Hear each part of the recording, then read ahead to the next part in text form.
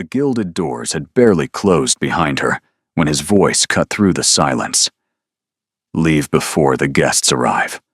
Seren Holloway turned slowly, pulse hammering against her ribs. Caius Ashford, Duke of Thornmere, stood in the arched doorway of the gallery, his face carved from stone. Candlelight caught the sharp planes of his jaw, the cold fury in his pale gray eyes. He looked exactly as she remembered him, exactly as he had looked for 7 long years. Untouchable, unreachable, a fortress wrapped in perfectly tailored evening clothes. She lifted her chin. "Good evening to you as well, Your Grace." He crossed the marble floor in 4 strides, close enough that she could smell sandalwood and something darker beneath it. Close enough that she had to tilt her head back to hold his gaze. Close enough that she could see the tension coiled in every line of his body, as if he were fighting some internal battle she could not begin to understand. "This is not a game, Miss Holloway. The Hartwell Ball begins in 20 minutes. Half of London society will pour through those doors, and if they see you here, everything your brother has worked to rebuild will be destroyed. My brother invited me. Your brother is a fool." Caius's voice was low, dangerous. "And you are reckless beyond measure. Do you have any idea what they will say when they see you? Do you have any idea what they already whisper behind their fans and their champagne glasses?" "I know exactly what they whisper." She forced her voice steady despite the tremor in her hands. "I have lived with those whispers for 3 years. I have heard every variation of every lie. I have been called every name a woman can be called. I will not hide from them any more." Something flickered in his eyes. Pain, perhaps, or anger, or something else entirely, something she could not name. She could never tell with him. He had perfected the art of revealing nothing, feeling nothing, being nothing, but duty, and ice, and obligation. She had known Caius Ashford for 7 years, ever since Matthias had brought him home from Cambridge that first summer. He had been 24 then, already serious, already distant, already looking at her like she was a problem to be solved rather than a person to be known. He had spoken to her exactly 3 times that summer, once to inform her that her bonnet was crooked, once to suggest that her opinion on agricultural reform was charmingly naive, and once, at the end of his visit, to tell her brother that his sister was remarkably spirited for a young woman of her station. She had hated him immediately. She had hated him with a burning, passionate intensity that had not dimmed in 7 years. She had been 19. Foolish, bright with hope, and completely unaware that hope was a luxury she could not afford. "Your pride will ruin you," he said quietly. "It will ruin Matthias. It will ruin everything we have worked to build. My pride is all I have left, thanks in no small part to men like you who decided my worth based on lies they were too lazy to question." His expression tightened almost imperceptibly. "I never believed those lies." "No. You just acted as if they were true. You stopped speaking to me, stopped looking at me, treated me like I had ceased to exist the moment the scandal broke. You walked past me at the Thornton Garden party as if I were invisible. You declined every invitation where I might be present. You made it abundantly clear that Serene Holloway was no longer worth the effort of acknowledgement. I was protecting you." She laughed, bitter and sharp. "Protecting me by pretending I was dead? How noble of you, Your Grace. How terribly, insufferably kind." The silence stretched between them, thick with everything unsaid. In the ballroom below, servants moved like ghosts, lighting candelabras, arranging flowers, preparing for the onslaught of society's finest. Soon, the musicians would arrive. Soon, the guests would flood through the doors in their silks and their jewels and their practiced smiles. Soon, Seren would have to decide whether she was brave enough to face them or broken enough to run. She wasn't broken. Not anymore. 3 years of exile had taught her many things, but the most important lesson was this. She would rather be hated for who she was than forgotten for who she pretended to be. "I am staying," she said. "Whatever you threaten, whatever you warn, I am staying. Matthias believes I deserve a second chance. Lady Hartwell herself approved my invitation. The only person who seems determined to see me fail is you." Caius stepped closer. So close she could see the faint scar along his temple from a riding accident years ago. So close she could feel the heat radiating from his body, despite the cold mask of his expression. So close that if she lifted her hand, she could touch the sharp line of his jaw. "You think I want you to fail? I think you want me to disappear. I think my presence inconveniences you. I think you are courting Lady Honoria Blackwood, and having your best friend's scandalous sister appear at the same ball is terribly awkward for your pristine reputation." Something dangerous moved through his eyes. "You know nothing about what I want." "Then tell me." Her voice cracked despite herself. "Tell me why you have spent 3 years treating me like a ghost. Tell me why you look at me like I am something painful. Tell me why you came to find me tonight, alone, before anyone else arrived." He did not answer. His hands clenched at his sides, knuckles white. In the distance, she heard the first carriage wheels on gravel. The guests were arriving. "Last chance," he said roughly. "Leave through the servants' entrance. No one will know you were here. I will tell Matthias you changed your mind. And what will you tell yourself?" His breath caught. Barely perceptible, but she saw it. Felt it. "You are determined to destroy us both," he whispered. "Perhaps." She met his gaze without flinching. "But at least I will stop hiding. At least I will stop pretending that surviving is the same as living." The carriage wheels grew louder. Voices echoed from the entrance hall below. Laughter, chatter. The bright, cruel world of London society preparing to descend. Caius looked at her for a long moment. Something in his expression shifted. Cracked. Then it was gone, buried beneath ice. "Very well." His voice was flat. "Stay. Face them all. But do not expect me to save you when they tear you apart." He turned and walked away. His footsteps echoed on the marble long after he vanished through the doorway. Seren stood alone in the empty gallery, heart pounding, watching the first guests spill into the ballroom below, like wolves entering a garden. She straightened her gown, lifted her chin, and prepared to walk into the fire. She had no idea that the fire was only beginning. The ballroom glittered with 1,000 candles, and Seren Holloway descended the grand staircase, knowing that every eye had turned to watch her fall. They remembered. Of course they remembered. 3 years was nothing to scandal. 3 years was barely a breath in the long memory of London society, and she could see it in their faces as she reached the bottom step. Recognition. Shock. The delicious anticipation of watching someone drown.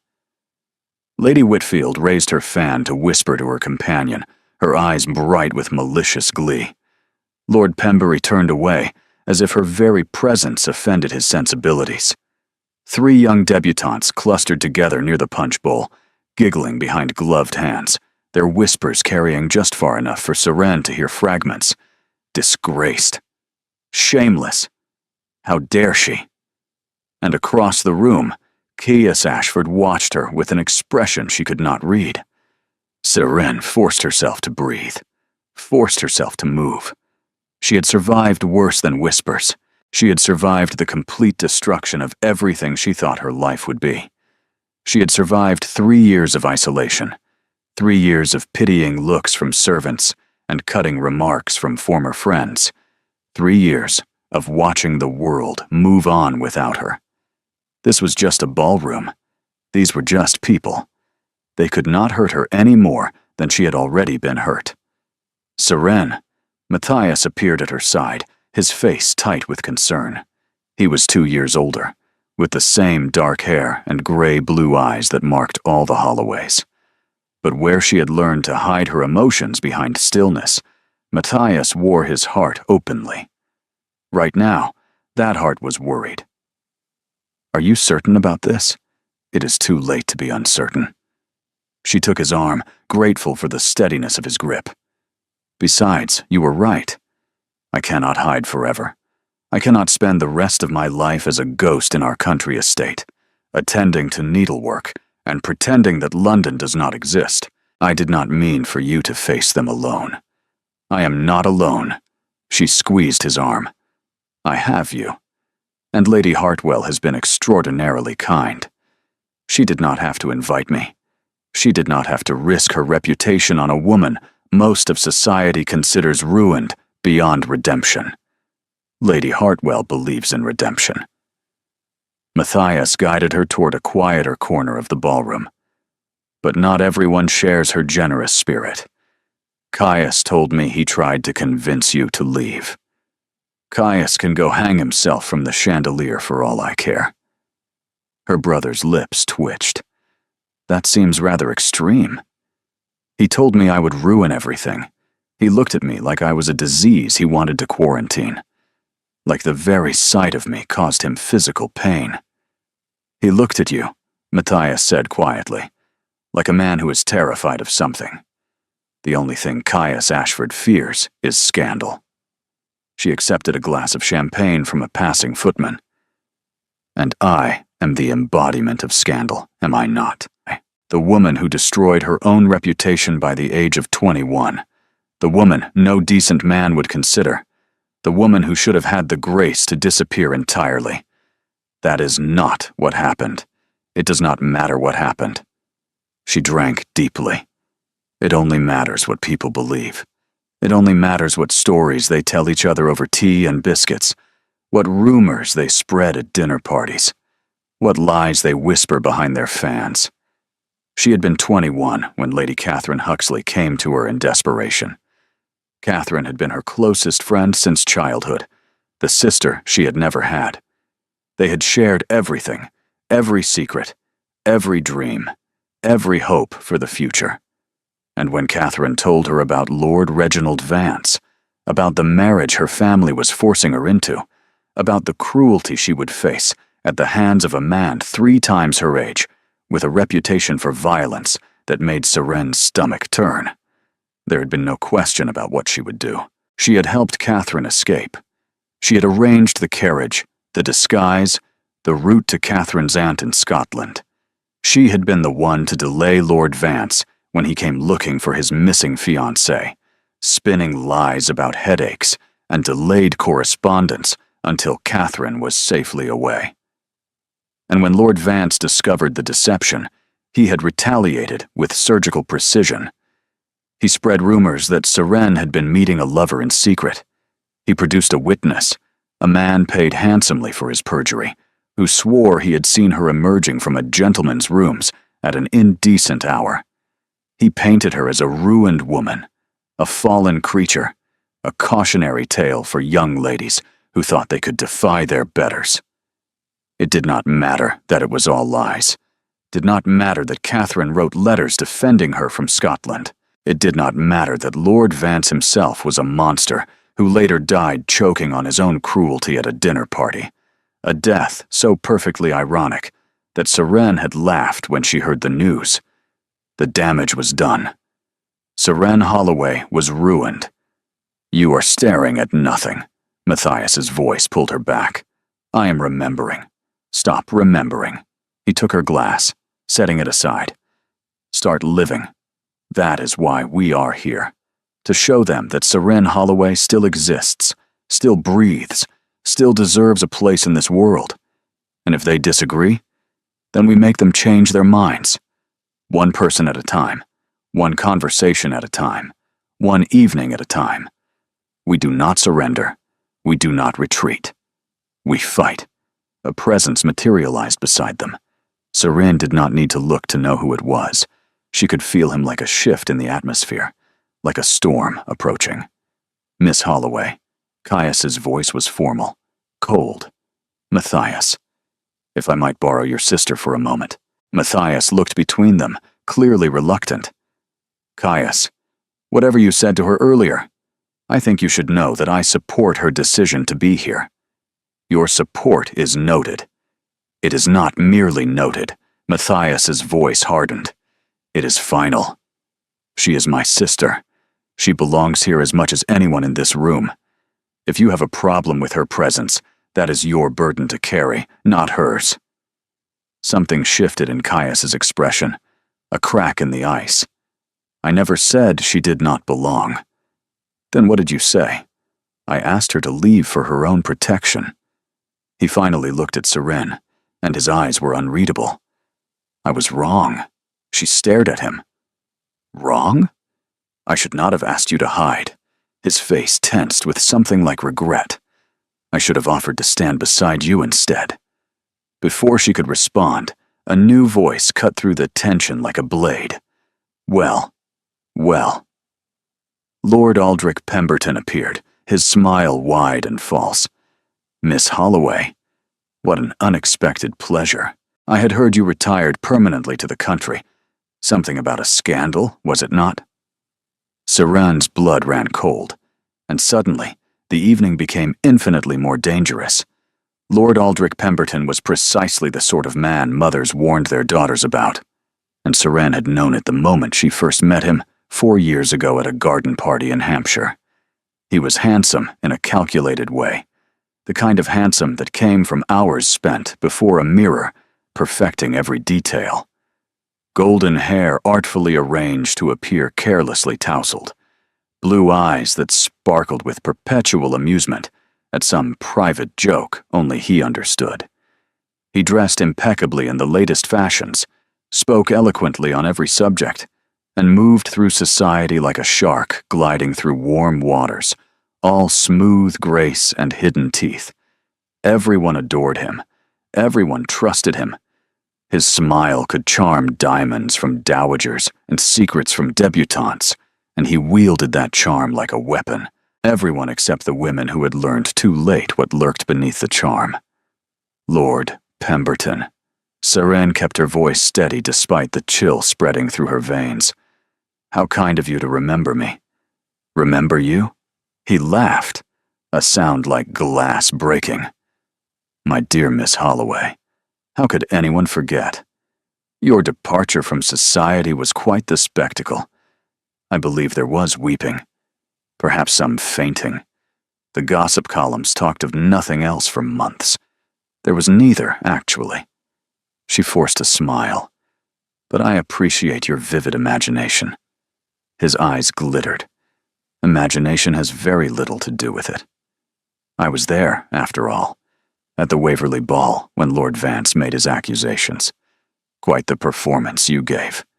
So much passion, so much conviction. One might almost have believed you were innocent." She was innocent. Matthias stepped forward, his face flushed with anger. Lord Vance was a liar and a coward, who used his influence to destroy a woman who dared to help his fiancée escape an abusive match. Everyone with any sense knows the truth. Allegedly abusive. Pemberton raised one eyebrow. Lady Catherine's account was never verified, and Lord Vance, God rest his soul, is no longer here to defend himself. How convenient for those who would speak ill of the dead. Lord Vance choked on a fishbone at his own dinner party, Seren said flatly. "I hardly think his absence constitutes innocence. If anything, it suggests that even the universe found him intolerable." How morbid. Pemberton placed a hand over his heart in mock distress. "And here I thought you had returned to society with a gentler disposition.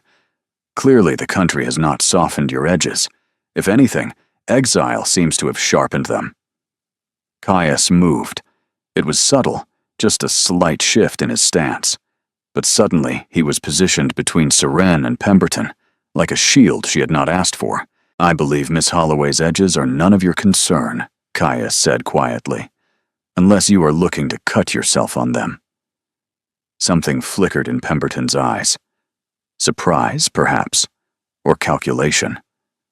"My dear Thornmere, I meant no offense. I was merely expressing pleasure at seeing an old acquaintance. Miss Holloway and I were quite friendly once, were we not? We were never friendly, Seren said. You danced with me once at the Marchmont ball. You spent the entire dance talking about your horses. I do not recall a single question about my interests, my opinions, or my existence as a human being. Pemberton's smile grew rigid. I have excellent horses. I am sure you do. The air between them grew brittle as thin ice. Serene could feel eyes turning toward their little gathering, could feel the weight of attention pressing down on her like a physical thing. This was what she had feared. Not the whispers, not the sideways glances, but this. The direct confrontation, the careful cruelty disguised as conversation.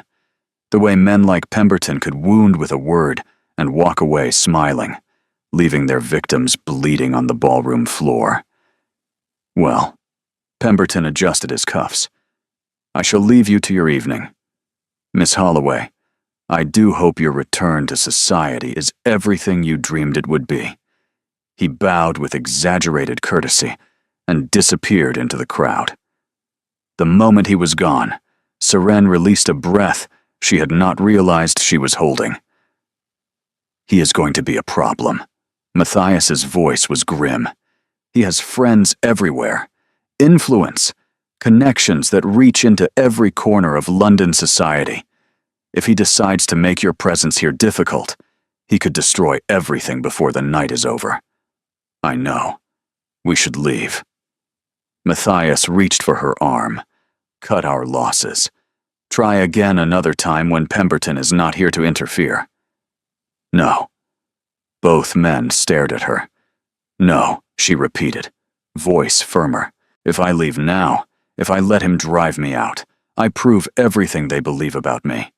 I prove that I am ashamed, that I have something to hide, that the rumors were true. I will not give him that satisfaction.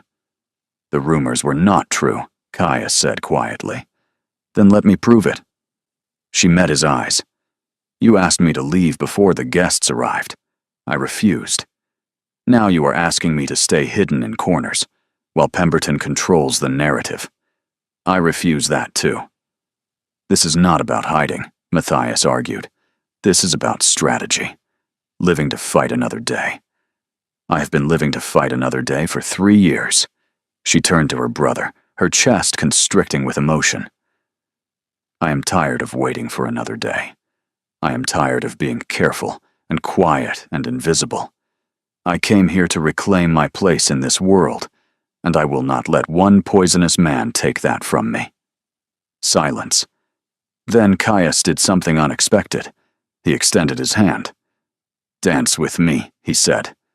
She stared at him. What? If Pemberton wants to spread poison, let us give him something else to talk about. The Duke of Thornmere dancing with Seren Holloway. That will occupy the gossips far more than old scandals. You cannot be serious. Her heart was racing. If you dance with me, people will assume you are courting me. They will assume all manner of things that will damage your reputation irreparably. Let them assume. Lady Honoria Blackwood is here, your intended. She is not my intended. Something burned in his eyes. She never was. Matthias looked between them, clearly bewildered. Caius, what are you doing? What I should have done 3 years ago. Caius's hand remained extended, steady and sure. I am choosing a side. Dance with me, Miss Holloway. Let me show them that you have allies. Seren felt her breath catch in her chest. This was madness. This was social suicide. This was everything she had told herself she did not want. But his hand was waiting, and his eyes were fierce, and somewhere across the ballroom, Lord Aldrich Pemberton was already whispering into eager ears. She placed her hand in his. One dance, she said quietly. That is all. One dance, he agreed. But the way his fingers closed around hers felt like a promise, or perhaps a warning. And as he led her toward the center of the ballroom, Seren realized that whatever happened next, there would be no turning back. The waltz began, and Seren Holloway discovered that dancing with Caius Ashford was nothing like she remembered. 7 years ago, at her first season, he had danced with her exactly once. A duty dance, performed at Matthias's insistence and with all the enthusiasm of a man fulfilling an unpleasant obligation. He had held her at proper distance, spoken perhaps 3 words the entire time, and delivered her back to her brother with obvious relief the moment the music ended. She had spent the entire dance feeling like an obligation he could not wait to discharge, a task to be completed and forgotten. This was different. This was something else entirely. His hand at her waist was firm, almost possessive. His eyes never left her face, and when he pulled her into the first turn, she felt the strength in his arms like a current running through her body. He danced like he did everything else, with precision, with control, with an intensity that made her feel like she was the only other person in the room. "You are trembling," he said quietly. "I am not. You are." His thumb brushed against her spine through the silk of her gown. "Are you afraid of dancing?" "Hardly. Of what comes after." She did not answer. Could not answer. Because yes, she was afraid. She was terrified of what the morning would bring, what stories would spread, what new cruelties would be invented to explain why the Duke of Thornmere had chosen to dance with the most notorious woman in London. "People are staring," she said instead. "Let them stare. Easy for you to say. Your reputation will survive this. Mine may not. Your reputation," he said slowly, "was destroyed by lies. It can be rebuilt by truth." "What truth? That you pity me? That Matthias begged you to help his ruined sister?" Something flashed in his eyes. Anger, perhaps, or frustration. "Is that what you think this is? Pity? I do not know what this is." She forced herself to meet his gaze. 3 hours ago you told me to leave. Now you are dancing with me in front of everyone you know. What am I supposed to think? Think that I was wrong?" His voice was rough. "Think that I have been wrong for 3 years. Think that watching you walk down those stairs tonight was the bravest thing I have ever seen, and I am ashamed that I tried to stop you." The words hit her like a physical blow. She stumbled slightly, and his arm tightened, steadying her. "Careful," he murmured. "We have an audience. You cannot say things like that."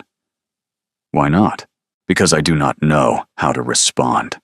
Because you have spent 7 years treating me like an inconvenience, and now suddenly, you are saying that I am brave.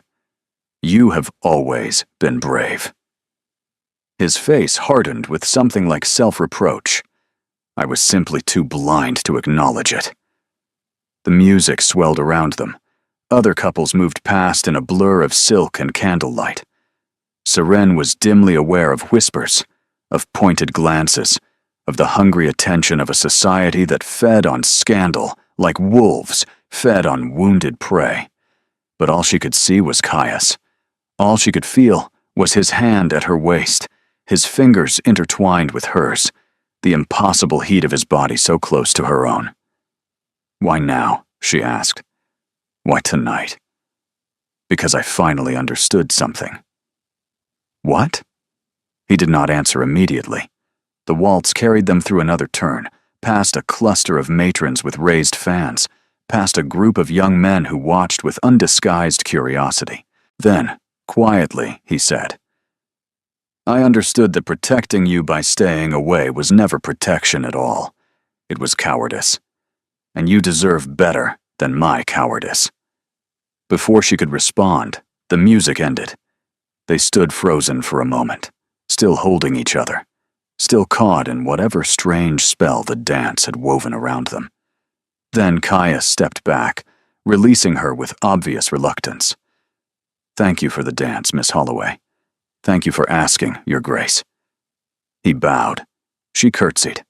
The forms were perfect, proper, exactly what society expected. But his eyes told a different story. And across the ballroom, Lord Aldrich Pemberton watched them with a smile that promised nothing good. the trouble arrived in the form of Lady Honoria Blackwood. She was beautiful in the way that expensive things were beautiful. Flawless porcelain skin, hair the color of burnished copper, arranged in elaborate curls, a gown of ice blue silk that probably cost more than most families earned in a year. She was also, according to every gossip column in London, the woman Caius Ashford was expected to marry. Your Grace. Lady Honoria appeared at Caius's side moments after the dance ended, her smile bright and brittle. What a delightful surprise. I did not realize you would be dancing this evening. Lady Honoria. Caius's voice was carefully neutral. I trust you are enjoying the ball. Immensely. Her gaze slid to Seren, assessing. Though I confess, I am surprised by your choice of partner. Miss Holloway, is it not? I thought you had retired from society. Permanently. I have returned, Seren said simply. How brave of you. The words dripped with false sweetness. After everything that happened, I would have thought London held rather painful memories. Painful memories exist everywhere, Lady Honoria. The trick is learning to make new ones. Lady Honoria's smile grew rigid. How philosophical. She turned back to Caius, dismissing Seren entirely. Your Grace, I believe you promised me a dance this evening. Shall we? It was a lie. Seren could see it in the flicker of Caius's expression. He had promised nothing. But Lady Honoria was banking on his good manners, on his reluctance to cause a scene, on the social pressure that made it nearly impossible for a gentleman to refuse a lady's request in public. Caius hesitated. Just a moment. But that moment stretched into something unbearable. Actually, Seren heard herself say, His Grace promised the next dance to me as well. We were just discussing it. Both Caius and Lady Honoria turned to stare at her. Is that so? Lady Honoria's voice could have frozen the champagne. How very presumptuous. Is it presumptuous to keep a promise? Seren smiled with all her teeth.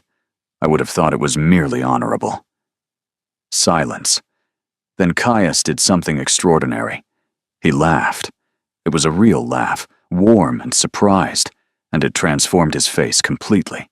For just a moment, he looked like the young man she remembered from 7 years ago, before duty had hardened him, before propriety had frozen him solid. Miss Holloway is correct, he said. I did promise her another dance. My apologies, Lady Honoria. Perhaps later in the evening. Lady Honoria's face went through several expressions in rapid succession. Shock, fury, calculation. Then a smile so sharp it could have cut glass. Of course, Your Grace, I shall hold you to that. She turned and swept away, her ice blue gown trailing behind her like a threat.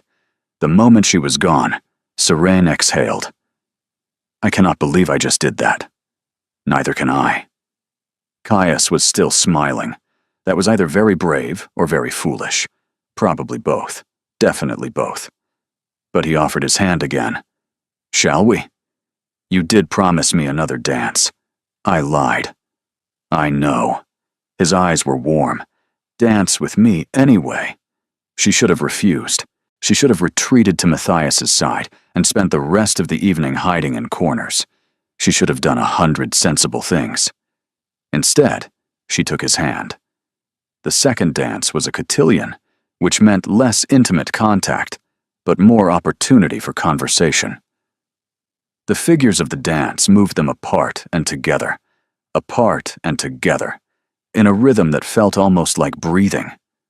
As they wove through the patterns, Seren found herself stealing glances at Caius, trying to reconcile the cold, distant man she had known for 7 years with this new version, who laughed and smiled and looked at her like she was something precious, something worth protecting, something worth choosing. You are staring at me, he said during a promenade, his voice low enough that only she could hear. You are confusing me. Good. Good? I have spent 3 years trying to maintain a distance that was never natural. His voice was low, meant only for her. It is a relief to stop pretending. Pretending what? That I do not care what happens to you. The words stole her breath. She stumbled through the next figure, and he steadied her with a touch that lingered too long to be proper. You cannot say things like that, she whispered. So you keep telling me. I mean it.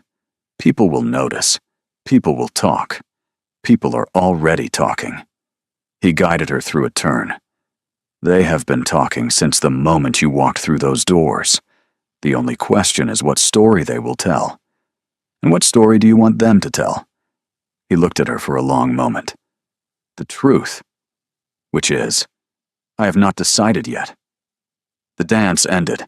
This time, when they separated, Seren felt the loss like a physical ache. I need air, she said abruptly. Excuse me. She fled before he could respond, weaving through the crowd toward the terrace doors. She needed space, needed to think, needed to understand what was happening before she made a mistake she could not undo. The terrace was cool and dark, lit only by scattered lanterns. She leaned against the stone balustrade, breathing deeply, trying to slow her racing heart. Behind her, footsteps approached. She turned, expecting Caius. It was Pemberton. Miss Holloway. He smiled, and the expression made her skin crawl. I thought I might find you here. Hiding from your admirers? I am not hiding. No, he moved closer. It certainly looked like hiding. One moment you were dancing with Thornmere, the next you vanished like a ghost. I needed air.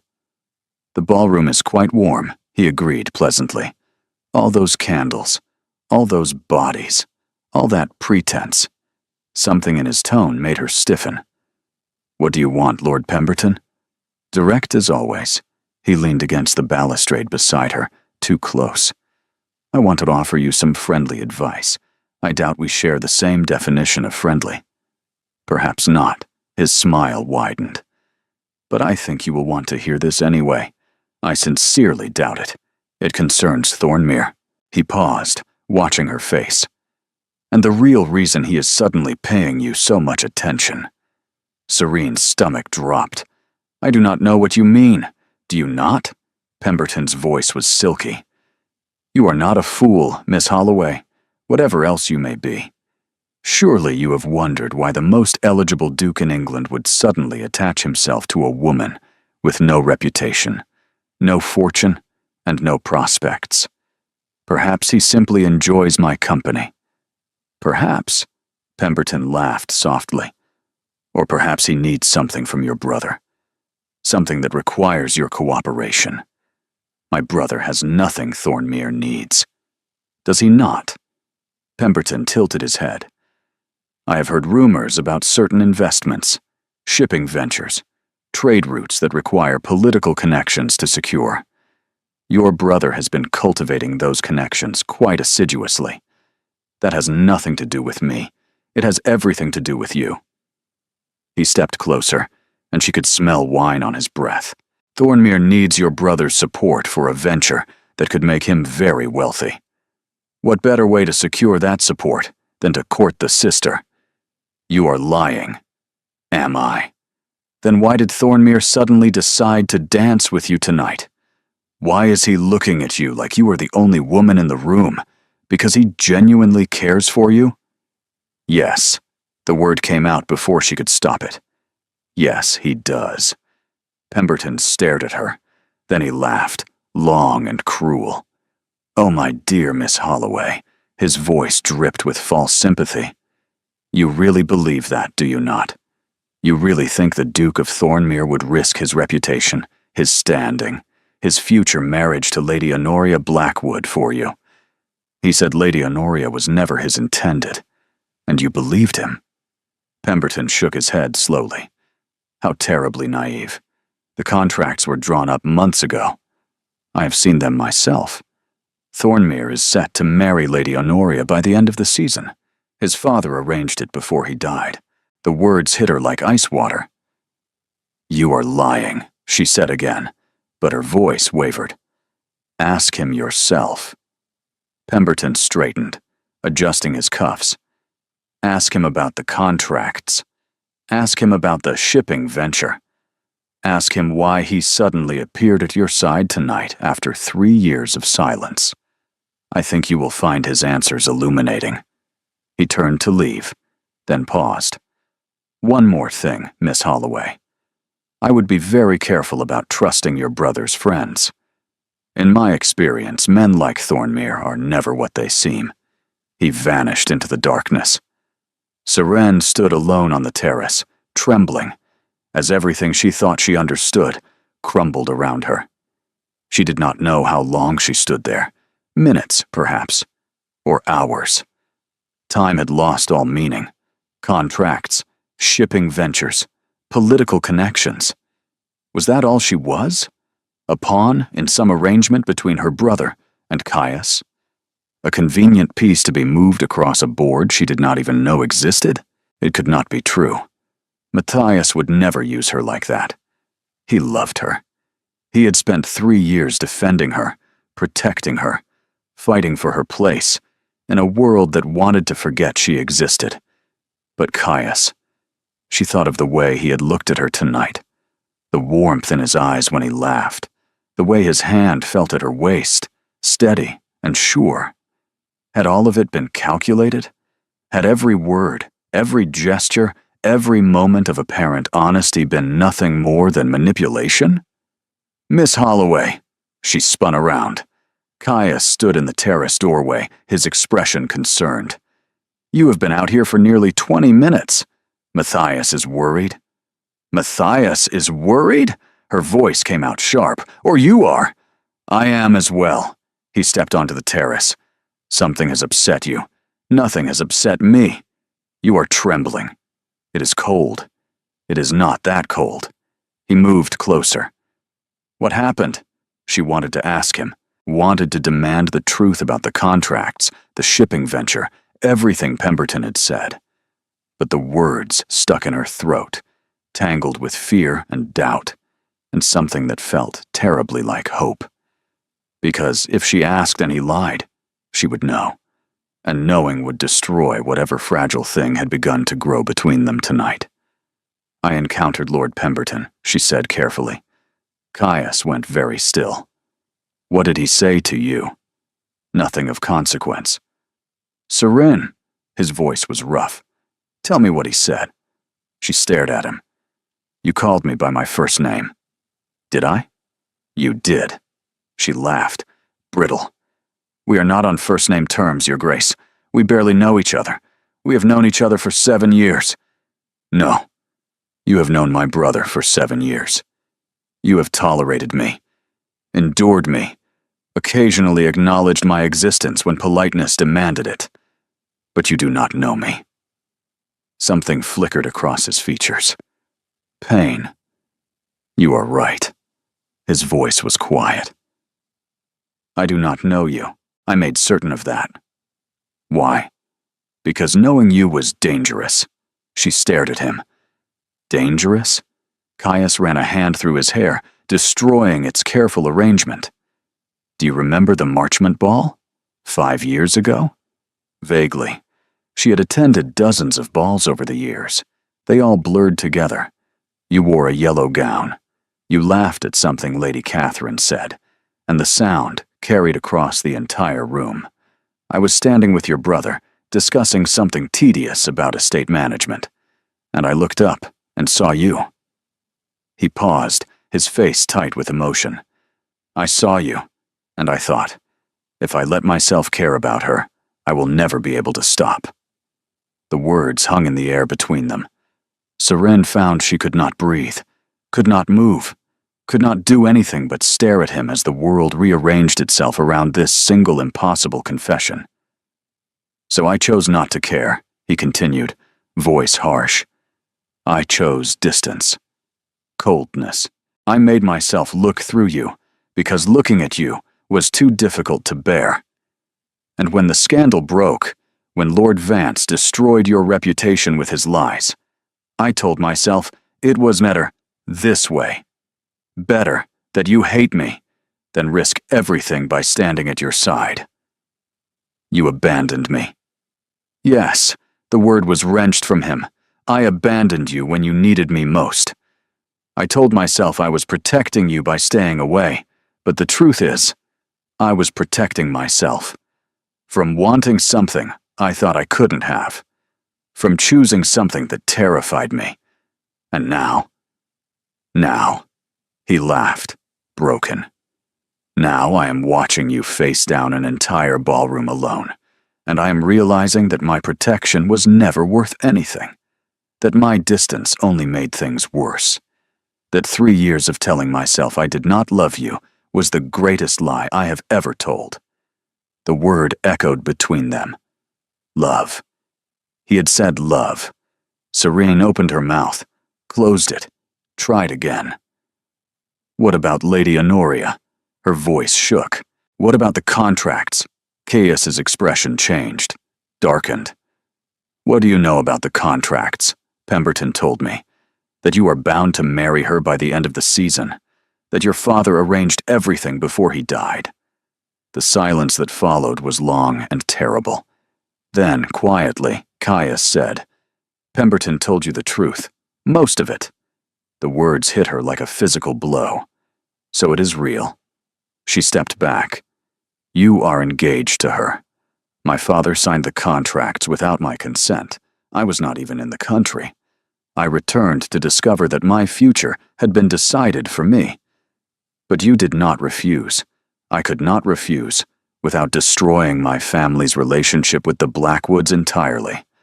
There are debts, obligations. My father left the estate in disarray, and breaking the engagement would have financial consequences I am still trying to untangle. So you are going to marry her. He looked at her for a long moment. Then, slowly, he said, Ask me if I want to. Does it matter what you want? It matters more than anything. She should have walked away. Should have ended this conversation before it went any further. Should have protected herself from the devastation she could feel approaching. Instead, she asked, Do you want to marry Lady Honoria Blackwood? No. The word was immediate, absolute. I want to break the contracts.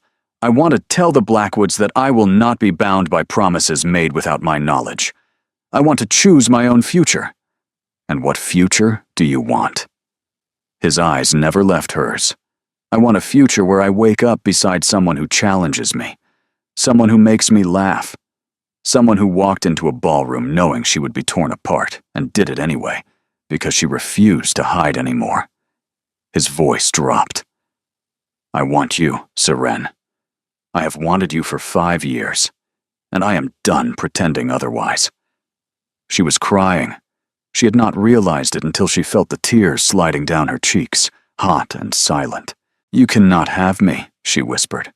Not while those contracts exist. Not while you are bound to someone else. Then I will break them. You said there would be consequences. There will be. He stepped closer. I do not care. Your family's reputation. I do not care. Your fortune. Your standing. Everything you have worked to protect. None of it matters. His hands came up to cup her face, thumbs brushing away her tears. None of it means anything if I lose you. You never had me. Then let me earn you. His forehead pressed against hers. Let me prove that I am not the coward who abandoned you 3 years ago. Let me fight for you the way I should have fought from the beginning. And if you fail, then I will have failed trying to deserve you, which is more than I can say for the last 7 years. She wanted to believe him, wanted to trust the fierce certainty in his voice, the desperate sincerity in his eyes. But Pemberton's words echoed in her mind. Men like Thornmere are never what they seem. I need time, she said, to think, to understand what you are offering. Take whatever time you need. He released her face, stepping back. I have waited 5 years. I can wait longer. And if I decide you are lying, if I decide this is all some manipulation for my brother's connections, then I will spend the rest of my life proving you wrong. From inside the ballroom, music swelled. Laughter echoed. The world continued on, oblivious to the earthquake that had just reshaped Seren's entire understanding of herself. "We should go back inside," she said quietly, "before people start to talk. Let them talk." "I am serious, Caius. His name." She had used his name. Something softened in his expression. "Say that again." "We should go back inside?" "My name." "Say my name again." "Caius." Her voice wavered. "We cannot do this here. Not now. Not with Pemberton watching, and Lady Honoria waiting, and my entire future hanging by a thread. Then we will continue this conversation later, tonight. After the ball." "Where?" "The garden. Midnight. There is a gazebo near the west fountain, and if someone sees us, they will not." He offered his arm. "Come. Let us give the gossip something new to discuss." She took his arm, felt the strength of him, the heat of him, and the impossible reality of what had just happened. They walked back into the ballroom together, and somewhere in the shadows, Lord Aldrich Pemberton watched them with calculating eyes. Whatever game was being played, it was far from over. The hours until midnight crawled like wounded creatures, each minute stretching into an eternity of anticipation and dread. Seren danced with 3 different gentlemen, smiled until her face ached, and pretended that everything was normal, while her mind raced in circles. Lord Ashton talked endlessly about his horses. Sir William stepped on her feet twice and apologized profusely each time. Mr. Pembroke asked whether she had heard the latest gossip about the Duchess of Wiltshire, and seemed disappointed when she confessed she had not. Through it all, she moved mechanically, her body performing the steps, while her thoughts remained fixed on the garden, on midnight, on Caius. Caius had retreated to the card room with Matthias and a group of other men, but she felt his presence like a compass pointing north. Every time she turned, her eyes found him through the doorways and across the crowded spaces. Every time she laughed at some forgettable joke, she wondered if he was watching. Every time a waltz began, and she was led to the floor by another forgettable partner, she imagined his hands at her waist instead, steady and warm and possessive. He was always watching. She caught him looking at least a dozen times. Each time their eyes met, something passed between them, a question, a promise, a reminder of what waited in the garden. And each time, she looked away first, afraid that if she held his gaze too long, everyone in the ballroom would see what burned between them. Lady Honoria had positioned herself near the refreshment table, holding court with a cluster of admirers. She did not approach Seren again, but her gaze was a constant wait, cold and calculating.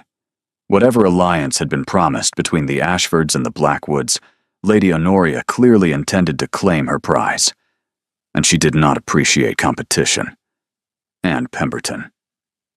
Pemberton drifted through the ballroom like smoke, appearing at her elbow when she least expected it, murmuring comments that seemed innocent, but landed like poison.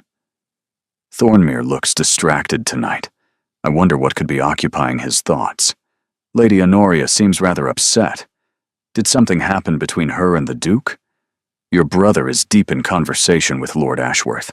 Shipping business, I imagine. Very lucrative, those trade routes.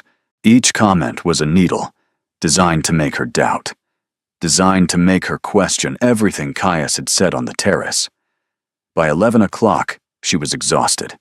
Her feet ached. Her smile had become a mask she could barely maintain. And the clock on the mantelpiece seemed to move backward rather than forward.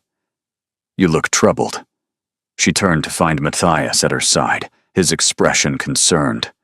I am fine, she said automatically. You are lying. He guided her toward a quieter corner. You have been lying all evening. What happened with Thornmere? Nothing. Seren. She looked at her brother, at the worry etched into his features, and felt something crack inside her. Pemberton told me about the contracts, she said quietly, about Caius and Lady Honoria, about the shipping venture. Matthias's expression shifted, hardened.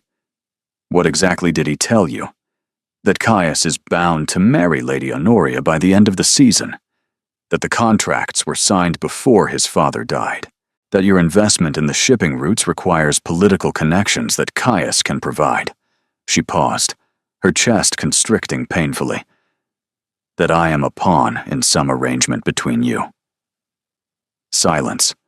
Then Matthias said quietly, Pemberton is a snake who would sell his own mother for advantage.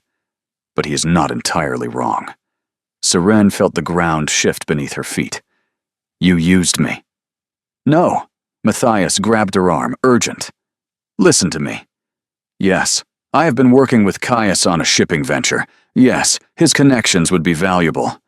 But I never, ever used you as leverage. I would never do that. You are my sister. You are not a bargaining chip. Then why is Caius suddenly interested in me? Because he has always been interested in you. Matthias's voice was fierce. Do you think I am blind? I have watched him watch you for years. I have seen the way he looks at you when he thinks no one is paying attention. I have listened to him ask about you, casually, carefully, as if the answers did not matter when we both knew they did. But the contracts are real, Matthias admitted. His father signed them without Caius's knowledge. Caius has been trying to find a way out of them for months. That is why he came to me. Not for business connections, but for legal advice. Our cousin Bertram is a solicitor. Caius wanted to know if there was any way to break an engagement contract that was signed under false pretenses. False pretenses? The old Duke told the Blackwoods that Caius had agreed to the match. He forged letters of consent. When Caius returned from abroad and discovered what had happened, he was furious. But by then, the contracts were signed, the announcements were made, and the entire world believed he had chosen Lady Honoria. Seren stared at her brother, her pulse quickening. Why did he not simply refuse? Because the old Duke died 3 days later, and breaking the engagement immediately after his father's death would have made Caius look heartless. The Blackwoods would have destroyed him in the press. So he has been waiting, building his case, gathering evidence of the forgery. And now? Now he has enough evidence to break the contracts legally. Matthias's eyes were intent. He told me tonight, before the ball, he said he was done waiting, that something had changed. Something had changed. Her. She had changed everything by walking down those stairs. The clock struck 11:45. I need to go, she said. Matthias's eyes narrowed. Where? Somewhere. She pulled away. I will explain later. Seren, wait. But she was already moving, weaving through the crowd toward the terrace doors. She needed air, needed space, needed to understand what was happening before she met Caius in the garden. Because if what Matthias said was true, if Caius had been fighting to free himself for months, if his feelings were real and not manufactured for advantage, then everything she thought she understood was wrong, and everything she thought she could not have might actually be possible. She slipped through the terrace doors and into the cool night air. The garden was silver with moonlight. Seren moved through the shadows, following the stone path toward the west fountain. She could hear water splashing somewhere ahead, soft and constant. Her heart was pounding so hard she could feel it in her throat. What was she doing? What did she expect to happen? Caius had asked her to meet him at midnight, had declared feelings she still could not quite believe, had promised to break contracts and defy expectations and choose her. But promises were easy in moonlight. Reality was harder. The gazebo appeared through the trees, white marble gleaming against the darkness. A figure stood inside, tall and still, waiting. She approached slowly, giving herself time to think, time to prepare, time to decide what she wanted to say. But when Caius turned and saw her, all her careful preparations dissolved. You came, he said quietly. Did you think I would not? I thought you might decide I was not worth the risk. She climbed the gazebo steps, stopping just out of reach. I thought the same thing about you. Silence stretched between them, thick and heavy with expectation. The fountain splashed nearby, its gentle music a counterpoint to the thundering of her heart. Somewhere in the distance, music drifted from the ballroom, faint strains of a waltz that seemed to belong to another world entirely. Here in the gazebo, with moonlight silvering the marble columns and the scent of night-blooming jasmine heavy in the air, everything felt suspended. Possible. Real in a way that nothing had felt real for 3 long years. Matthias told me about the contracts, she said finally, breaking the silence that had grown too heavy to bear. About the forgery. About what you have been doing for the past 6 months. Caius's expression flickered. I asked him to keep that private. He thought I'd deserve to know. You did deserve to know. He turned away, gripping the gazebo railing. I should have told you myself. I should have explained everything instead of making dramatic declarations that must have seemed completely mad. They did seem mad, she admitted. A duke choosing a ruined woman over a perfectly advantageous match? It defies all logic. Logic has nothing to do with how I feel about you. How do you feel about me? He was silent for a long moment.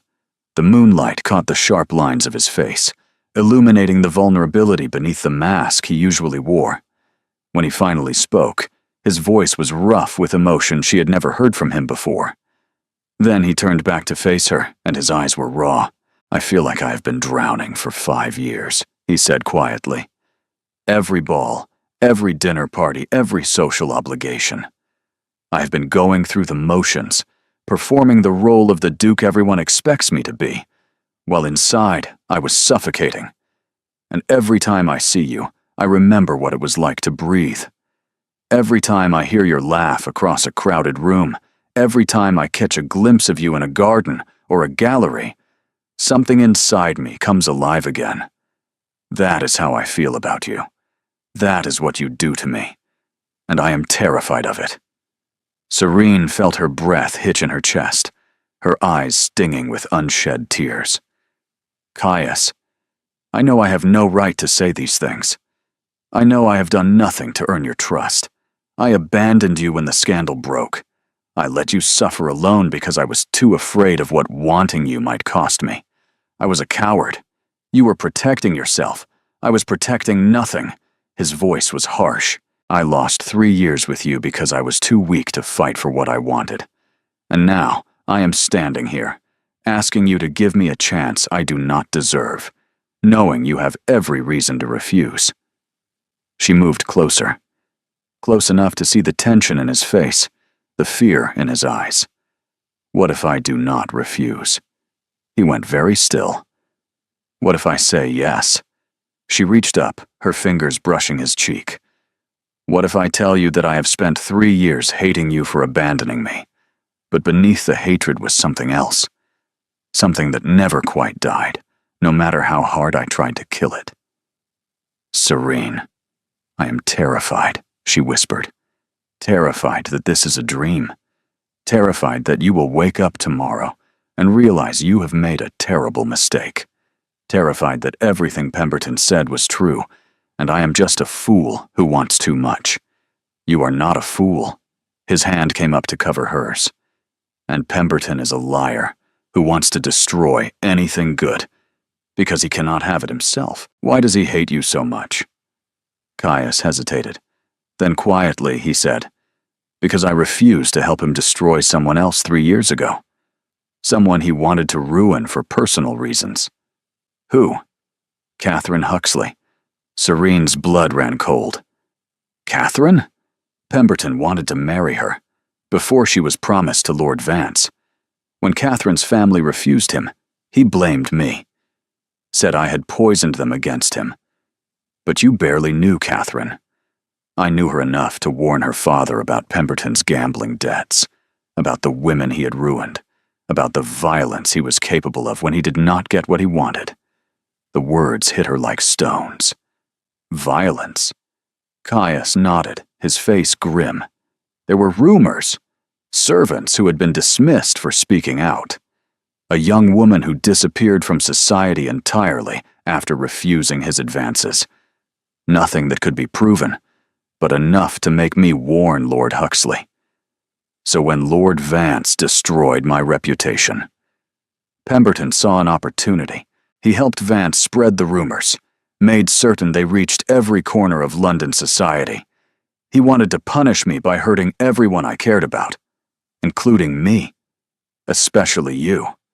Caius's eyes were fierce, because he knew, somehow, he knew that I cared about you, and destroying you was a way to destroy me. Serene's mind raced. 3 years of suffering, 3 years of exile and shame and loneliness, and behind it all, Pemberton, pulling strings she had never seen. Why did you never tell me? Because I had no proof. And because telling you would have meant admitting that I cared enough for Pemberton to use you against me. I was not ready to face that truth. And now? Now I do not care who knows. He gripped her hands, his fingers warm and sure around hers. I love you, Serene. I have loved you for 5 years. And if Pemberton wants to use that against me, let him try. I am done hiding. The clock in the distance began to strike midnight. The ball will be ending soon, Serene said quietly. People will be leaving. Let them leave. We should go back. Face them together. Or we could stay here. His thumb traced circles on her palm. Stay in the moonlight a little longer. She wanted to. God, she wanted to. But reality was waiting inside those ballroom doors. Reality with teeth. If we do not return, she said, they will assume the worst. They already assume the worst about you. His voice was gentle. That is what makes you so brave. You walk into their judgment knowing exactly what they think, and you refuse to let it define you. I am not brave. I am terrified. Bravery is not the absence of fear. It is action, despite fear. He lifted her hand to his lips, pressing a kiss to her knuckles. And you are the bravest person I know. The last chime of midnight faded into silence. Will you come with me? She asked. Back to the ballroom? Yes. Will you stand beside me when they stare? I will stand beside you forever, if you let me. She looked at him in the moonlight. This man she had hated for 3 years. This man she had loved for longer than she wanted to admit. Then let us go, she said. Let us show them that Serene Holloway is not afraid anymore. They walked back through the garden together, hand in hand. And for the first time in 3 years, Serene felt something like hope blossoming in her chest. They did not make it to the ballroom.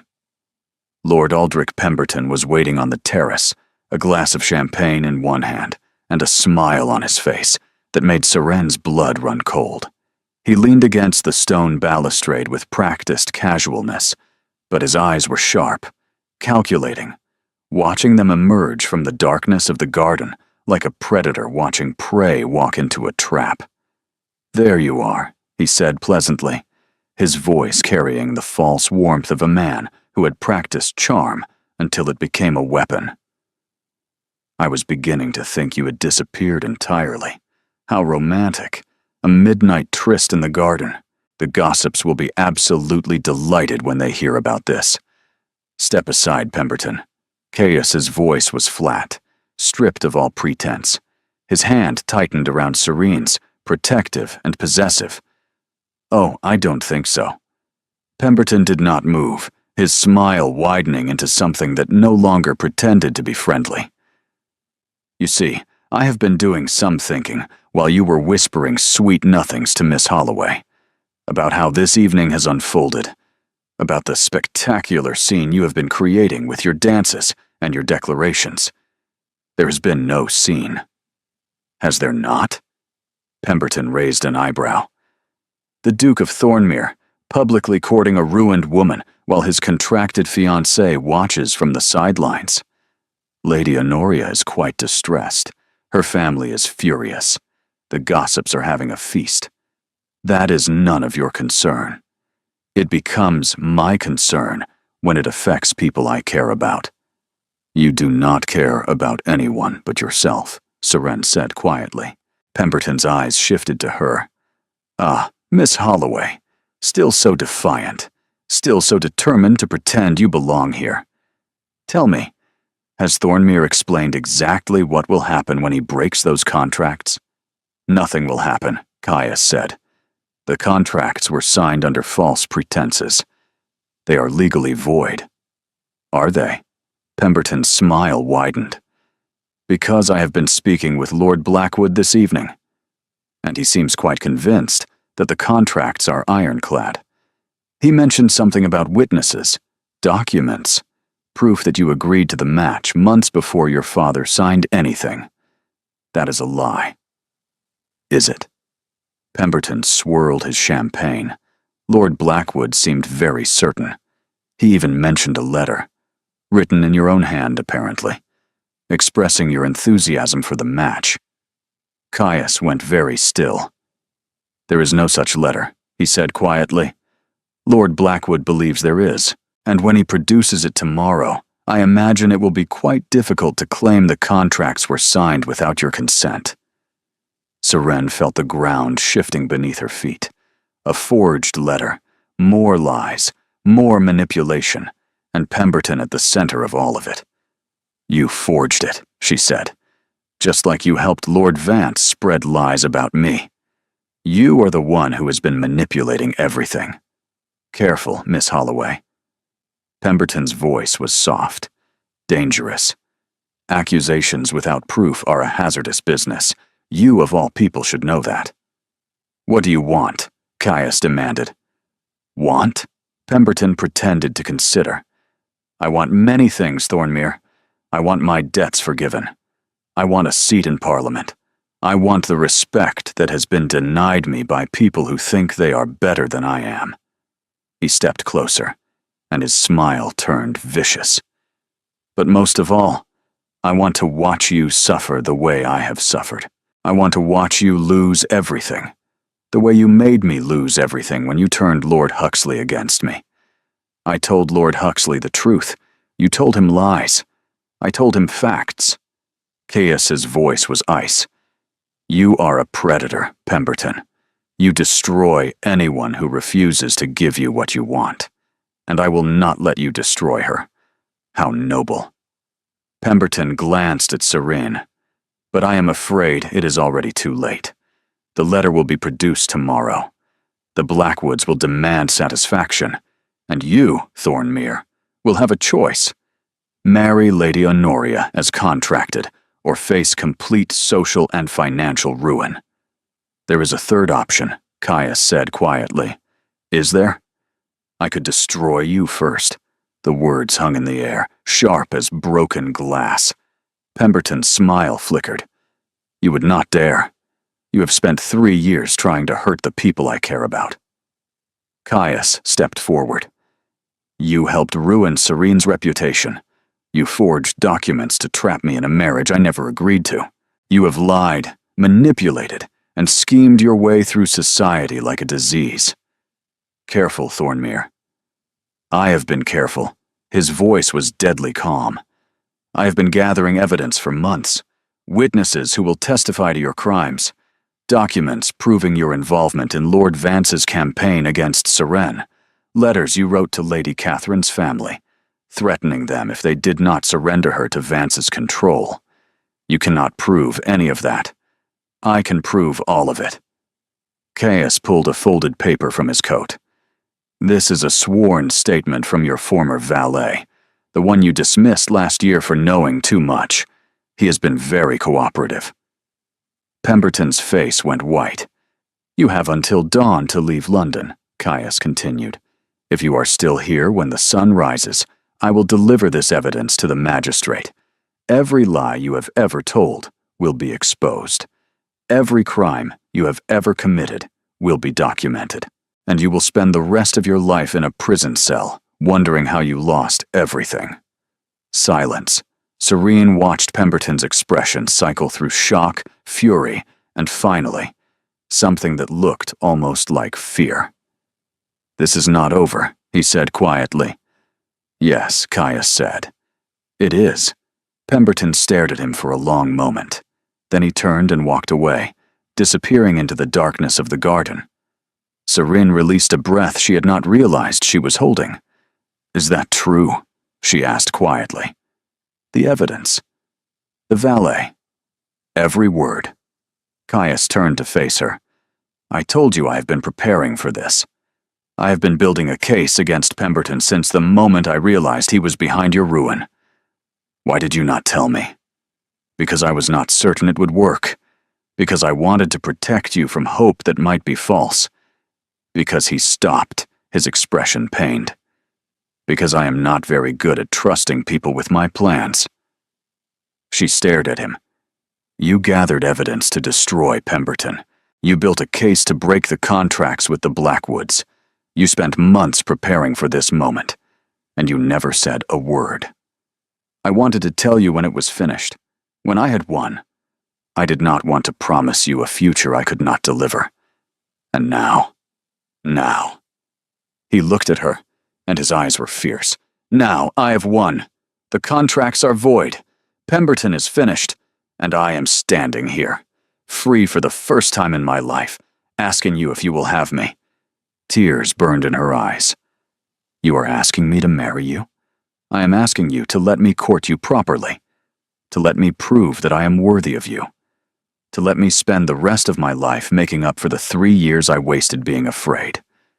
And what if I say no? Then I will wait." He stepped closer. "I will wait until you are ready. I will wait until you trust me. I will wait forever, if that is what it takes." The tears spilled over, hot and silent on her cheeks. "You are impossible," she whispered. "I am yours." His hands cupped her face, thumbs brushing away her tears. "If you will have me." The ballroom doors burst open with a force that seemed to shake the very walls. Light spilled onto the terrace like a flood, harsh and unforgiving after the gentle darkness of the garden. Voices rose in shock and scandal, a chorus of gasps and exclamations that rippled through the crowd like stones dropped into still water. A crowd of faces appeared in the doorway, some curious, some horrified, some gleaming with the predatory excitement of people who sensed a scandal unfolding. Lady Honoria was among them, her expression twisted with fury, and something that might have been triumph, as if she had been waiting for exactly this moment. And in the center of it all, Lord Blackwood's voice cut through the noise like a blade. "Thornmere. What is the meaning of this?" Serene's heart stopped. For one terrible moment, she felt everything she had fought for slipping away. The whispers would start again. The judgment, the exile, 3 years of suffering about to repeat itself in an endless cycle of shame. But Caius did not release her. Instead, he turned to face the crowd, one arm sliding around her waist, holding her close, holding her steady. His touch was a declaration in itself, a message to every watching eye. She is with me. She is mine. And I am not ashamed. "Lord Blackwood," he said clearly, his voice carrying across the terrace and into the ballroom beyond. "I believe we need to have a conversation about your forged contracts." The words fell like stones into still water, and everything changed. The next hour was chaos. Lord Blackwood's face went purple with rage as Caius produced document after document, each one more damning than the last. The forged letter Pemberton had mentioned was indeed produced, and Caius's solicitor, who had been waiting in the wings for exactly this moment, demonstrated conclusively that the handwriting did not match Caius's own. Lady Honoria wept beautifully in the corner, her mother patting her hand while shooting daggers at Serene. And through it all, Serene stood beside Caius, her hand in his, watching 3 years of pain unravel in a single evening. "This is outrageous," Lord Blackwood sputtered. "Absolutely outrageous." "What is outrageous," Caius replied calmly, "is that you attempted to trap me in a marriage using forged documents. I have statements from 3 witnesses who will testify that my father wasn't in sound mind when he signed those contracts. I have proof that the letters of consent were fabricated. And I have evidence that Lord Aldrich Pemberton was behind the entire scheme. Pemberton. Lord Blackwood's face went pale. What does Pemberton have to do with this? He has been manipulating both our families for months. Caius's voice was ice. He wanted revenge against me for interfering in his pursuit of Lady Catherine Huxley. This was his way of getting it. The room fell silent. Matthias stepped forward, his expression grim. I can confirm what Thornmere says.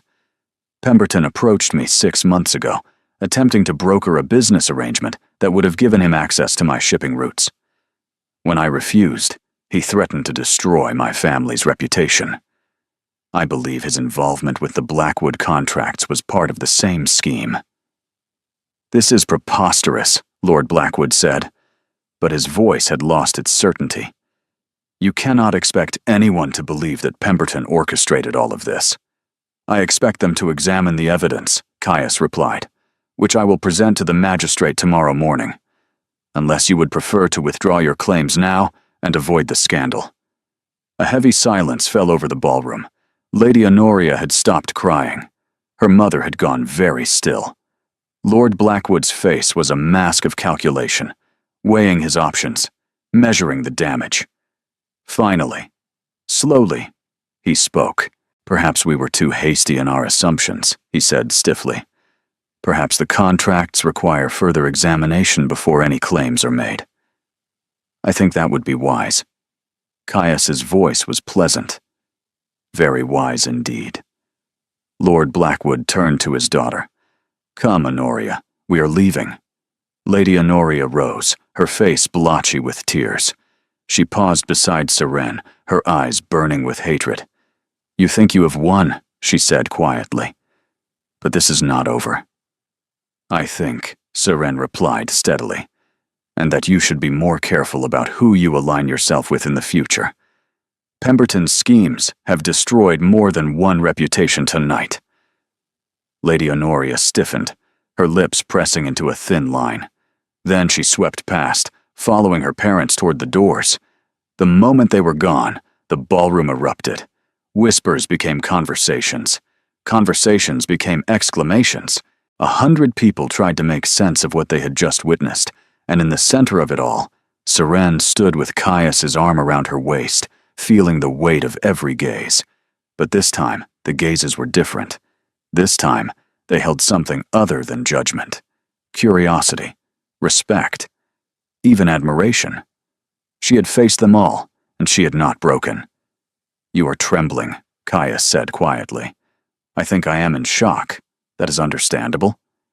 He pressed a kiss to her temple. You were magnificent. I did not do anything. You stood beside me. That was everything. Lady Hartwell appeared before them, her face wreathed in the most satisfied smile Serene had ever seen.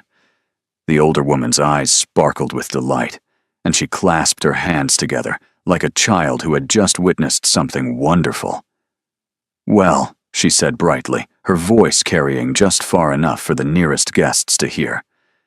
That was the most entertaining ball I have hosted in 20 years, possibly 30. Miss Holloway, you must promise to attend every event I hold from now on. I cannot possibly manage another season without your particular talent for creating excitement. I am not certain I can survive another evening like this one, Seren admitted, still trembling from the aftermath of everything that had happened. Nonsense. Lady Hartwell patted her cheek with genuine affection. You are stronger than you know, my dear.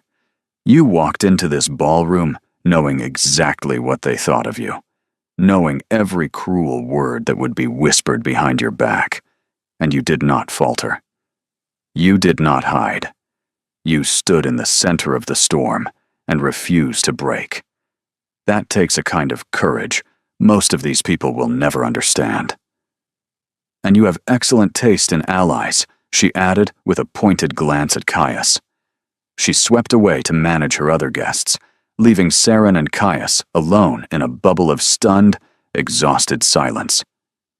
"What happens now?" Saren asked. "Now," Caius said, "we face whatever comes next.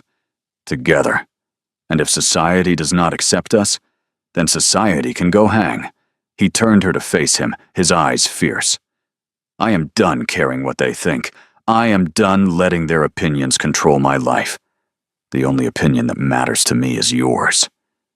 "My opinion," she said slowly, "is that you are the most infuriating, complicated, impossible man I have ever known." That does not sound like a compliment. It is not. She reached up, her fingers tracing the line of his jaw. "It is the truth. You are infuriating. You are impossible. And I love you anyway." His breath caught audibly. "Say that again." "I love you." Her voice trembled. "I have loved you for years, even when I hated you, even when I thought you had abandoned me, even when I was certain you felt nothing for me at all. I have never felt nothing for you." His forehead pressed against hers. "I have felt too much. That was always the problem. Then stop fighting it." "I have." He pulled back to look at her. "I surrendered the moment you walked down those stairs tonight. I just needed you to know it." The ballroom had grown quiet around them. Saren was dimly aware of eyes watching, of whispers circulating, of the entire weight of London society bearing witness to this moment. But she did not care. Let them watch. "I want to marry you," Caius said quietly. "Not because of contracts or alliances or duty, because you are the only future I want." She should have protested, should have reminded him that they barely knew each other, that everything was moving too fast, that 1,000 complications still waited to be resolved. Instead, she said, "Then ask me properly." His eyes widened, a flash of vulnerability breaking through the composure he had maintained all evening. "Here? Now? In front of all these people? Where better?" She gestured at the watching crowd, at the sea of faces that had judged her and condemned her, and now watched her with something approaching wonder. "You said you wanted to choose me publicly, irrevocably. You said you wanted to prove that you were not the coward who abandoned me 3 years ago." She held his gaze, steady and sure. "Prove it." For a moment, he did not move. The ballroom seemed to hold its breath around them. Every eye was fixed on the Duke of Thornmere and the woman who had been ruined, standing together in the center of the floor where anyone could see them. Then, slowly, deliberately, with a grace that belied the earthquake she knew was happening inside him, Caius lowered himself to one knee. The gasp that rippled through the ballroom was audible. Someone dropped a champagne glass. Lady Whitfield clutched at her companion's arm. Even the musicians stopped playing, their instruments falling silent, as every person in the room turned to witness the impossible. "Saren Holloway," Caius said, his voice carrying through the sudden silence with crystal clarity. "I have loved you for 5 years.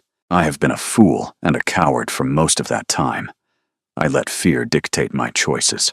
I let duty eclipse my heart. I watched you suffer alone when I should have been standing beside you." He paused, his eyes never leaving hers. "I cannot undo the past, but I can choose the future, and I choose you. Will you do me the honor of becoming my wife?" She looked down at him, this man who had broken her heart and put it back together, who had abandoned her and fought for her, who had spent 3 years learning how to be brave enough to deserve her. This man who was kneeling before her with his heart in his eyes and his future in her hands. "Yes," she said, 1,000 times. "Yes." Forever. The ballroom erupted in cheers and applause. 2 years later, Saren stood in the entrance hall of Thornmere Manor, watching snow fall gently outside the windows. The world beyond the glass was white and silver, a landscape transformed by winter into something magical. Fat flakes drifted down from a pearl-gray sky, settling on the gardens and the drive and the ancient oaks that lined the approach to the house.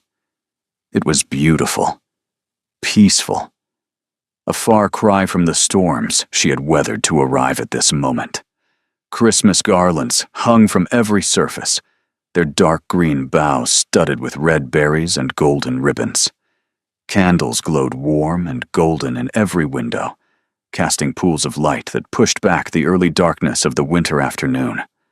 From the drawing room came the sound of laughter, voices raised in celebration, the bright chaos of family gathered together. Matthias was there, and Lady Hartwell, who had become a dear friend, and a dozen other people who had stood by her when she needed them most.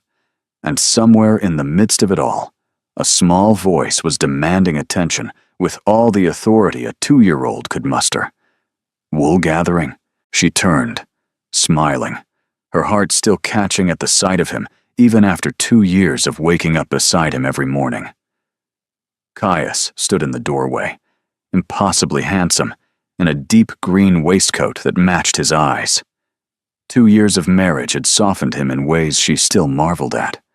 The tension that had once lived permanently in his shoulders had eased. The walls he had built around himself had crumbled, brick by careful brick, until the man she had always sensed beneath the ice stood revealed. Laughter came easily now. Smiles were no longer rare. And when he looked at her, there was no mask at all, just love and wonder, and a gratitude that echoed her own. Remembering, she said. The ball, the terrace, the moment you told me to leave before the guests arrived. He crossed to her, pulling her into his arms with the easy familiarity of a man who had held her 1,000 times and intended to hold her 1,000 more. I was a fool. You were afraid. Same thing when it came to you. His lips brushed her forehead, gentle and warm. I spent so long running from what I wanted. So many years convincing myself that duty was more important than desire, that obligation outweighed love. I am grateful every day that you did not let me run any further. I am grateful that you were brave enough for both of us. From the drawing room, Matthias's voice rose in mock indignation over something Lady Hartwell had said. Their daughter Catherine, named for Serene's oldest friend, who had written a letter of tearful congratulations from Scotland, squealed with delight at some game her uncle was playing with her. The sound was pure joy, uncomplicated and infectious, and it made Serene's heart swell with a happiness she had once believed she would never feel. 2 years, a lifetime ago, and yesterday, all at once. Do you remember what you said to me that night? Serene asked, her voice soft with memory. On the terrace, before everything changed. I said many things that night, most of them inadequate to express what I was feeling.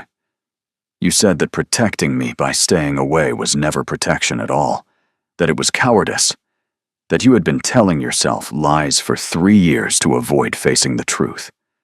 I meant every word. His voice was quiet, rough with emotion even now. I know. She traced the scar along his temple, the familiar beloved geography of his face that she had memorized over 2 years of waking beside him. But you were wrong about one thing. What? You thought you did not deserve me. You thought you had to earn the right to stand beside me. You thought you needed to prove yourself worthy through grand gestures and dramatic rescues and evidence gathered against villains. Did I not? No. She kissed him softly, feeling him melt into her the way he always did, the way that still surprised her with its tenderness. You just had to choose me. That was all I ever needed. Not perfection. Not heroics. Just the choice. And when you did, when you knelt in front of that entire ballroom and asked me to marry you with everyone watching, with your reputation on the line, with everything uncertain, I knew. Knew what? That you had been mine all along, even when you were running, even when you were hiding, even when we were both too afraid to admit the truth. She pulled back to look at him, her eyes bright with happy tears. You were always mine, Caius. It just took us both a while to realize it. He pulled her closer, holding her like she was something precious, like she was everything, like the world outside could crumble to dust, and he would not notice as long as she remained in his arms. From the drawing room, Catherine called for them, her small voice imperious and delighted in the way that only a child secure in her parents' love could be. "Mama, Papa, come see what Uncle Matthias made." "We should go," Seren said, though she made no move to leave his embrace. "We should." But Caius did not move either. "First, I need to tell you something." "What?" "I love you." His voice was quiet, certain, steady as stone and soft as snow. "I love you more today than I did yesterday, and I will love you more tomorrow than I do today. And every day after that, for the rest of our lives, I will choose you. Not because I have to, not because of duty or obligation or expectation, but because you are my heart. You are my home. You are every good thing I never believed I deserved." Tears burned in her eyes, the happy kind, the kind she had learned to welcome rather than fear, the kind that came from being loved so completely that it spilled over into joy. "I choose you too," she whispered. "Today, tomorrow, always." "Mama," Catherine's voice was getting impatient, the way 2-year-olds do when they have been kept waiting for more than 30 seconds. "Papa, now, please." They laughed together, the sound echoing through the entrance hall like music. Then they pulled apart, fingers intertwining as naturally as breathing, and walked hand in hand toward the drawing room where their family waited. Outside, the snow continued to fall, blanketing the world in white. Inside, everything was warmth and light and love. And Sareen Holloway, who had once been told to leave before the guests arrived, who had stayed and faced down her demons and watched an entire ballroom rise for her, knew at last what it meant to be home. Not a place, not a house, not even a title or a fortune or a name restored. Home was this. Home was him. Home was the sound of her daughter's laughter and her brother's voice, and the steady beat of her husband's heart against her own. Home was choosing each other every day, forever. And she would never stop choosing him. Thank you for staying with Seren and Caius until the very end. Their story began with a command to leave, a choice to stay, and the discovery that love is not something we earn, but something we choose. It is something we build, day by day, through 1,000 small moments of courage and vulnerability and trust. And if you are not subscribed yet, tap that subscribe button, because there are more stories waiting. More impossible loves, more hard-won choices, more moments that remind us why we believe in happily ever after. Thank you for being here. You are the reason these stories exist. And until next time, remember that you deserve a love that chooses you. Always.